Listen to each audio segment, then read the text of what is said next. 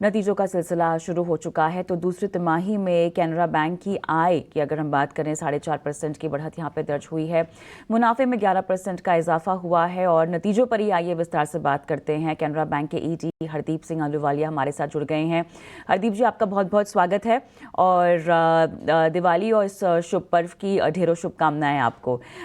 शुरुआत नतीजों के सवाल से करेंगे। एनआईआई ग्रोथ की अगर हम बात करें थोड़ी सी कमजोर ईयर ऑन ईयर अगर देखा जाए 5% के आसपास रही है। पीनल चार्जेस का असर इस पर पड़ा है, क्या ऐसा कह सकते हैं इस तिमाही में? और आने वाले वक्त में अगर हम कॉस्ट ऑफ फंड्स के लिहाज से समझना चाहें तो रिप्राइसिंग की अगर बात करें तो ये कितनी स्टेबल रहेगी, क्या आपका विचार है इस पर?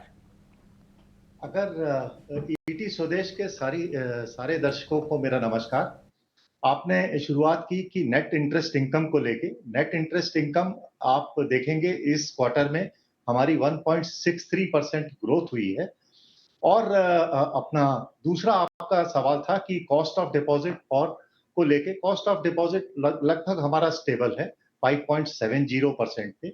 और निम में थोड़ा सा गिरावट इसलिए है क्योंकि हमारा जो लास्ट क्वार्टर था उसमें हमने जो रीप्राइसिंग करी है, कुछ क्रेडिट ग्रोथ हमारा 10% के आसपास था, जिसमें हमने 35 से 40 हजार करोड़ का कॉर्पोरेट बुक की रीजिगिंग करी, उसको शेड ऑफ किया और रैम सेक्टर की तरफ मूव किए, जहां पे हायर यील्डिंग एडवांसेस की तरफ हमने मूव किया। इसके कारण हमारा नेट इंटरेस्ट इनकम में बढ़ोतरी हुई। ये तो हुई बात नेट इंटरेस्ट मार्जिन्स को लेकर, लेकिन कासा रेशियो पर मैं आपकी राय लेना चाहूंगी। आपने गाइडेंस दी थी लेकिन अभी भी कासा रेशियो उस गाइडेंस के नीचे है। क्या नजरिया रहेगा आपका कासा पर अगले कुछ क्वार्टर्स के लिए और स्ट्रैटेजी क्या रहेगी बैंक की? कासा डिपॉजिट्स हमारा अपना गाइडेंस से थोड़ा सा नीचे है, मगर इसको लेके पूरी इंडस्ट्री में कासा एक कंसर्न है, क्योंकि there is a shift has been seen towards other assets. तो इसलिए कासा ग्रोथ अक्रॉस इंडस्ट्री ये चैलेंज है। मगर हमारे बैंक ने सेविंग बैंक्स को लेके, करंट अकाउंट को लेके और कस्टमर्स को सेगमेंट किया है और हर एक कस्टमर्स के लिए अलग अलग प्रोडक्ट्स को लेके आए हैं। जैसे कि सैलरीड क्लास के लिए हम लोग प्रीमियम पेरोल अकाउंट्स लाए हैं, लेडीज के लिए एंजल लाए हैं, स्टूडेंट्स के लिए हम लोग एक अलग अभी नया प्रोडक्ट लॉन्च किया है कैनरा एस्पायर। अपना पेंशनर्स को लेके हमने अपना जीवन धारा एक प्रोडक्ट लॉन्च किया है। ऐसी हर एक इसमें एक bouquet of incentives has been given. इसके कारण हमारा सेविंग्स इस क्वार्टर में 8,000 करोड़ की ग्रोथ देखी गई। एक चीज़ और समझना चाहता हूं हरदीप जी आपसे, ख़ासतौर पे आपके एग्री सेगमेंट को लेके। वहाँ पर लोन ग्रोथ में कमज़ोरी हमें देखने को मिल रही है। वहीं दूसरी तरफ देखें तो एनपीए भी जो है वो थोड़ा सा यहाँ पर बढ़ता हुआ। क्या आखिर इसके पीछे की वजह हैं कि एग्री बुक जो है आपकी वो इस तरह के दबाव में है? एग्रीकल्चर ग्रोथ अगर हमारी ईयर ऑन ईयर देखें तो 2.52% है, मगर टोटल रैम सेक्टर को अगर हम देखते हैं, विच comprises of retail, agriculture and MSME, उसमें अगर आप देखते हैं तो ईयर ऑन ईयर हमारा 11.54% का ग्रोथ है। तो हमारा एग्रीकल्चर में जरूर थोड़ा कम ग्रोथ है, मगर हमारा रिटेल एडवांसेस में growth 31% growth year on year देखी जा रही। और हमने क्या किया, एग्रीकल्चर में हमने एक कॉन्शियस कॉल लिया था कि जो पहले कुछ गोल्ड लोन्स हमारे सिटी के क्लासीफाई होते थे एग्रीकल्चर के लिए, वहां सिटी के लिए हम लोग एक अलग प्रोडक्ट लेके आए गोल्ड लोन सेगमेंट में। इसके कारण लगभग 29,000 करोड़ का हमारा शिफ्ट टुवर्ड्स रिटेल आया। तो इसलिए आप देखते हैं कि रिटेल में हमारा 31% ग्रोथ है और एग्रीकल्चर में थोड़ा कम ग्रोथ है, मगर ओवरऑल रैम सेक्टर में 11.54% की ग्रोथ है, जो कि एक अच्छी ग्रोथ मानी जा सकती है।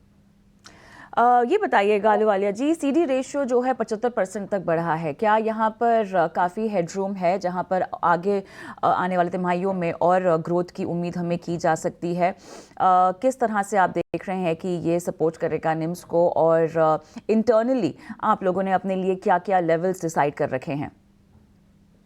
हम लोगों ने साल के शुरुआत में ही 10% ग्रोथ का गाइडेंस दिया था, क्रेडिट ग्रोथ का। उसके अगेंस्ट में अभी हम लोग 9.53 हैं।